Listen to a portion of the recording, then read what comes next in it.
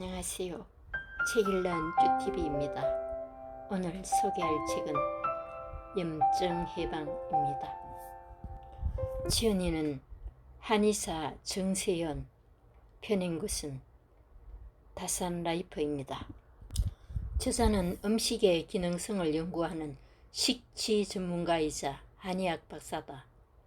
저자는 어린 시절 가족과 함께 오스트리아 비엔나에서 학창시절을 보내게 되었는데 그곳의 기름진 음식과 나쁜 습관들이 건강을 악화시켜 자주 병원을 드나들곤 했다. 그러던 중 폐렴에 걸리게 되었는데 병원에서 약이 아닌 캐모마일 차를 처방받고 일주일 만에 병이 호전되는 경험을 했다. 이를 계기로 우리 몸의 자생력과 음식이 지닌 힘에 강한 믿음을 갖게 되었다. 이 책은 한마디로 무병장수의 비밀이라고 할 수 있습니다. 지금부터 책 속으로 들어가 보겠습니다. 우리는 모두 다 다른 체질로 태어났습니다. 오장육부의 강약이 달라 강한 부분이 있으면 약한 부분도 존재합니다.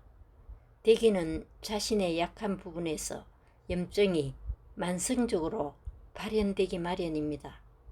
호흡기가 약하면 만성 비염을 앓게 될 수 있고, 장이 약하면 장염으로 오래 고생하거나, 방광이 약하면 만성 방광염에 시달리게 됩니다. 문제의 원인을 찾고 개선하는 과정에서 몸과 마음의 균형을 하나씩 맞춰 나갈 때 저는 큰 보람을 느낍니다.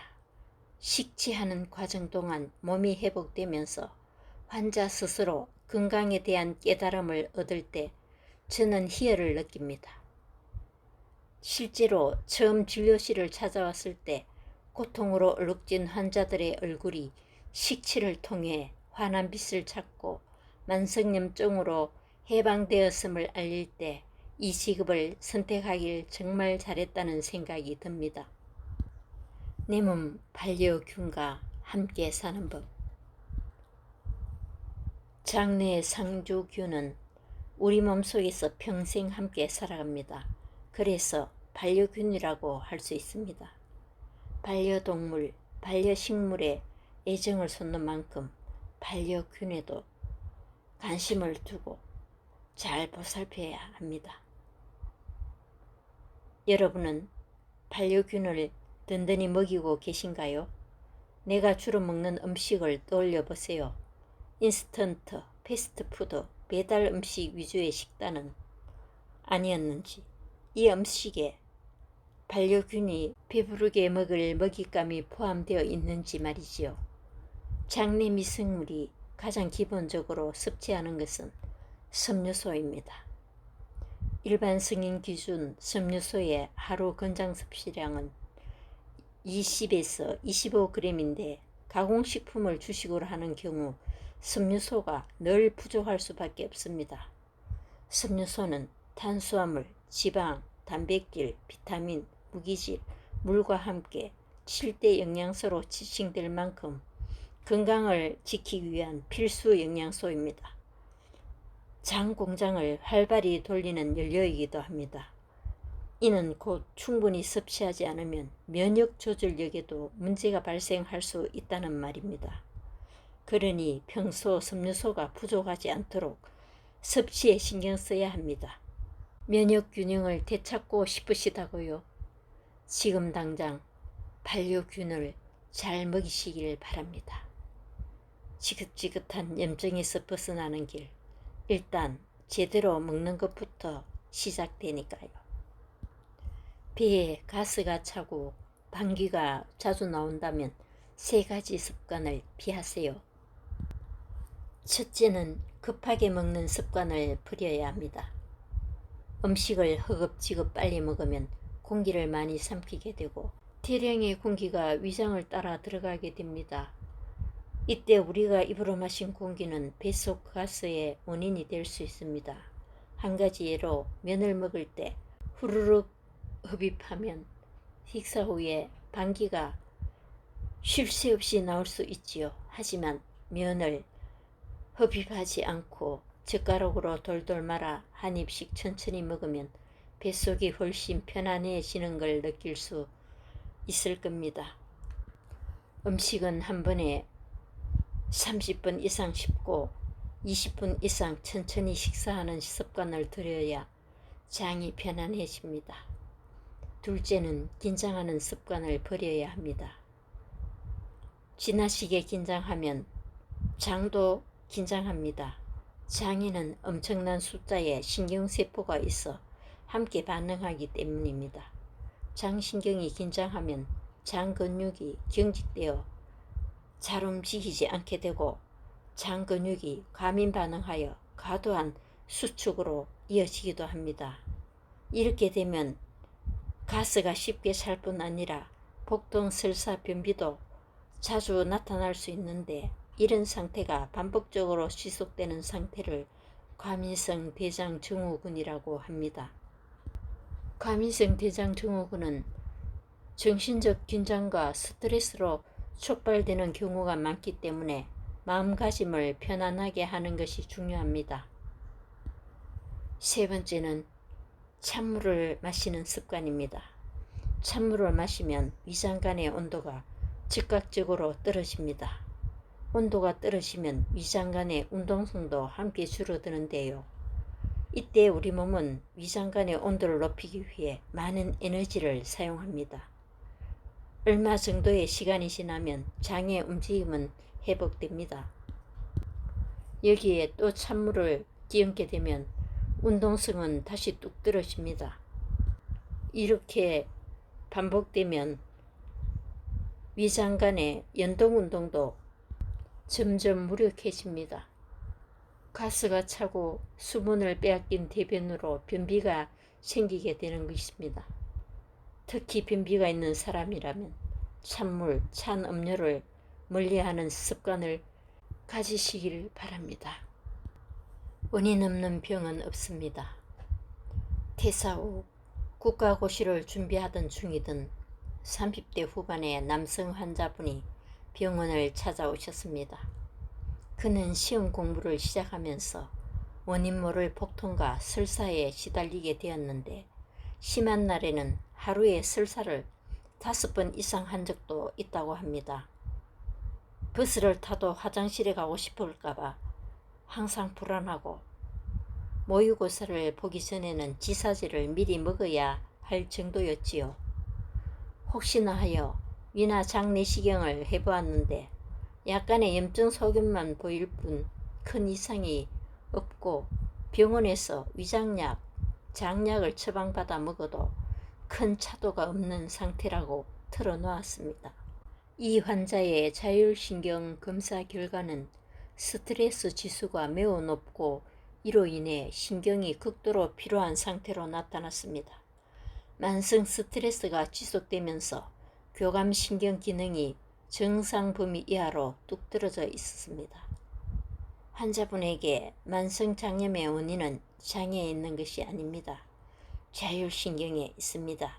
장이 아닌 자율신경을 치료해야 병이 나을 수 있습니다. 라고 설명해 드렸지요.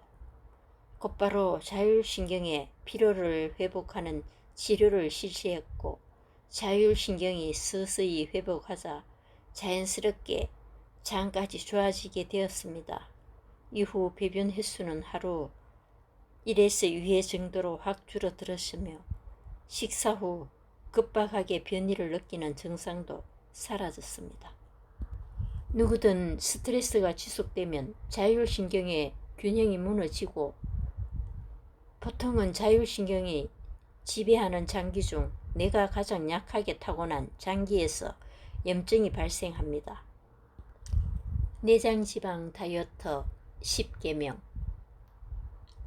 복부비만인 사람이 만성염증에서 벗어나려면 먼저 뱃살부터 빼셔야 합니다. 굶지 않고 내장지방을 빠르게 뺄 수 있는 내장지방 다이어트 10계명을 실천해 보시길 바랍니다. 1. 식사는 길게 하기. 평소 복부비만이라는 것이 뭔지 모를 정도로 뱃살이 잘 찌지 않는 사람들에게 한 가지 공통점이 있습니다. 음식을 천천히 오래오래 씹어 먹는다는 것입니다. 반대로 살이 쉽게 찌는 사람들은 식사할 때 허겁지겁 급하게 먹는다는 특징이 있습니다. 빨리 먹을 경우 뱃살이 쉽게 찔 수밖에 없는데 그 이유는 인슐린 때문입니다. 급하게 먹는 속도만큼 혈당이 치솟고 이를 조절하기 위해 췌장에서는 인슐린이 과잉 분비하게 되는데요. 인슐린 수치가 높으면 지방이 쉽게 쌓여 살이 잘 찌는 체질로 변합니다. 식사를 20분 이상 천천히 하는 습관을 들이면 뱃살이 잘 찌지 않습니다. 2. 수시로 물 마시기. 특히 다이어트 기간에는 수시로 물을 마시는 것이 좋습니다. 물이 몸속으로 들어가면 우리 몸은 소화 흡수하고 대사시키고 배출하기 위해 밥이 움직입니다. 물을 대사시키는 과정에서도 칼로리가 소비됩니다. 물을 마시고 배출시키는 것만 잘해도 다이어트 효과가 극대화됩니다. 3. 흰쌀밥을 현미밥으로 바꾸기. 4. 밥은 소식하기. 밥의 양은 반 공기로 줄이고 대신 단백질 반찬, 해조류, 섬유질이 가득한 채소 반찬을 골고루 섭취하세요. 이렇게 하면 다이어트 과정에서 변비가 생기거나 영양 결핍으로 탈모, 피부 노화 같은 부작용이 생길 가능성이 없습니다. 한 가지 주의할 점은 맨입으로 먹어도 괜찮을 만큼 반찬의 간을 싱겁게 해야 한다는 것입니다. 밥은 소식하고 반찬은 싱겁게 먹는 것이 핵심입니다. 5. 단백질 충분히 섭취하기. 식사 때마다 두부, 콩, 생선, 계란, 닭고기 같은 단백질을 골고루 섭취해야 효율이 올라갑니다. 6. 저녁 식사는 가볍게 하기. 아침, 점심은 상황에 따라 바뀌더라도 저녁 식사만큼은 세끼 중에 가장 단촐하게 먹는 것이 중요합니다. 7. 간식 챙겨 먹기. 허기진 상태에서 식사를 하게 되면 백발백중 폭식과 가식을 하게 되지요. 이럴 때는 식간의 허기를 면할 정도로만 간식을 먹는 것이 좋습니다. 8. 설탕을 멀리하기. 9. 걷기 운동하기. 10. 모든 것을 습관화하기. 지금까지 나열한 9가지를 습관화하는 것입니다. 뱃살 금기 음식 3가지. 1. 초밥. 초밥은 가공 없이 날 것으로 섭취하는 데다 장인 정신, 고급스러운 이미지 때문에 건강식으로 여기기 쉽습니다. 그러나 초밥은 패스트푸드와 크게 다르지 않습니다. 초밥에는 설탕이 제법 많이 들어갑니다. 2. 짜장면. 짜장면은 1인 약 864칼로리나 되는 무거운 한 끼 식사입니다. 공깃밥 3그릇과 맞먹는 칼로리지요. 3. 떡볶이. 떡볶이는 한국인의 소울푸드지만 떡볶이 떡과 소스 조합은 내장 지방에 치명적입니다. 염증을 줄이는 근육 호르몬. 근육에 자극을 주는 꾸준한 운동은 내장 지방 제거뿐만 아니라 마이오카인의 원활한 분비를 위해서도 반드시 필요합니다. 운동을 통한 근육 호르몬 생성은 만성염증에서 해방되기 위한 자가 호르몬 요법이나 다름없습니다. 그렇다고 보디빌더처럼 무리하게 근육을 키우라는 말은 아닙니다. 여성은 체중 대비 근육량 30에서 35%, 남성은 40에서 45% 정도면 적절합니다. 염증의 주범 백식가루. 오랜만에 병원을 찾은 환자분께서 생겨없던 피부염증이 생겨서 고생했어요 라고 말했습니다. 저는 대뜸 최근에 당근 많이 드셨죠? 하고 되물었지요. 그랬더니 놀라면서 어떻게 아셨어요? 최근에 생일 선물로 케이크를 많이 받았거든요. 며칠간 케이크를 계속 먹었어요. 라며 놀라시더군요. 만성염증은 꼭 바이러스나 세균 같은 외부 침입자를 통해서만 생기는 것이 아닙니다. 신체 내부의 요인으로 발생하는 만성염증도 상당한데 그 주범이 바로 설탕입니다. 그런데 과도한 설탕 섭취는 건강에 큰 문제가 됩니다. 단순히 치아를 썩게 하는 데서 그치는 것이 아니라 염증이 잘 생기는 체내 환경을 만드는 역할을 합니다. 염증을 줄이는 생활습관 4가지. 1. 숙면을 취하세요. 2. 자주 움직이세요. 염증을 부르는 또 다른 습관은 오랜 자식 생활입니다. 사람은 본래 움직이는 동물입니다. 그런데 만성염증에 시달리는 사람이라면 운동 횟수보다 중요한 것이 있습니다. 50분 앉기와 10분 움직이기를 반복하는 것이 효과적입니다. 짬짬이 일어나서 걷거나 스트레칭을 하는 것은 염증 물질의 배출을 촉진하면서 동시에 내 피로와 마음의 스트레스를 푸는 방법이기도 합니다. 3. 스트레스를 키우지 마세요. 4. 물을 챙기세요. 대변, 소변, 땀을 통한 독소 배출은 모두 물을 통해서 이루어지거든요. 염증을 없애는 물 디톡스. 1. 갈증이 나기 전에 물 마시기. 갈증을 느낄 때만 물을 마시는 습관에서 벗어나세요. 갈증을 느끼기 전에 물을 조금씩 마셔서 세포를 항상 촉촉한 상태로 유지시켜 주는 것이 좋습니다. 2. 화장실 다녀온 후 물 마시기. 비워냈기 때문에 가장 쉽게 물을 받아들일 수 있는 타이밍입니다. 화장실을 다녀온 뒤 복압이 낮아졌을 때 꼭 수분 섭취를 해주세요. 3. 물을 차처럼 마시기. 물은 한꺼번에 벌컥벌컥 마시는 것보다 차처럼 한 모금씩 마시는 것이 좋습니다. 4. 물 대신 차 마시기는 NO. 모든 차가 그런 것은 아니지만 녹차, 홍차, 커피에는 이뇨 성분이 있습니다.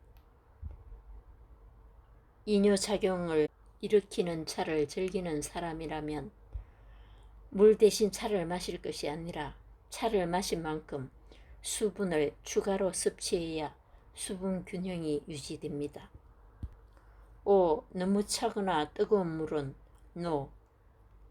차가운 물은 위장으로 혈류를 떨어뜨려서 물이 위장 간에 소화 흡수되는 것을 방해합니다. 반대로 뜨거운 물을 마시면 위식도 점막에 손상과 염증을 일으킬 수 있습니다. 미지근한 물이 흡수율도 높고 몸에 가장 부담이 없다는 사실을 기억하세요. 6. 갈증이 심할 때는 맹물 마시지 않기. 이럴 때는 물 한 컵에 소금 2분의 1 작은 숟가락 2.5g을 추가해 체액과 같은 농도로 만들어 먹어야 탈수 상태에서 회복될 수 있습니다.